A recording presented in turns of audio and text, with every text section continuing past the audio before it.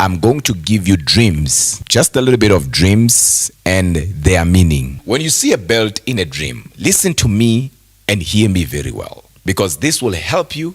That some of you, I might say this and you dream whatever I'll be speaking about tonight, and then all of a sudden you know what God is saying in your life. Number one, a belt. Those that are writing, a belt represents confidence. A belt represents unity. A belt represents completeness. Most women, I'll give another example. Most women, right? You'll hear them saying, I don't just look at how he appears in terms of facial expression, but I also look at how he dresses. But in those dressing parts, they are actually talking about your shoes. Why? Because shoes represents authority, and they are looking at your belt. Your belt represents confidence. Hence, they always say a belt must always match the shoe.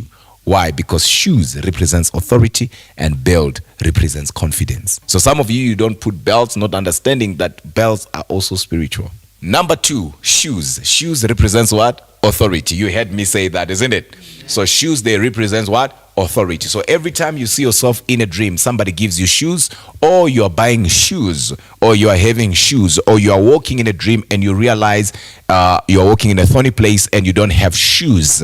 That's very spiritual, right? Or you are running and all of a sudden you start bending and you look at your shoes, the shoes are torn, or rather something is wrong with your shoes, or the sole of your shoe is missing. You know, shoes, they represent authority. Hence the Bible says, where the sole of your foot will step, I'm going to give you that land. Wherever your feet will step, I'm going to give you that land, right? That's authority. Hence, when the devil, while he was a snake, he entered a snake, he deceived Eve deceived Adam. We all know the story, so let's not argue, all right? Watch this. So as soon as the snake was caught to say you are responsible, God said, from today, I will remove your legs. Why? Because legs represents authority. Shoes represents authority. So wherever the enemy stepped, he was going to possess. So when you see somebody giving you shoes, it's a transfer of power, transfer of a mental transfer. It's especially when you are a man of God,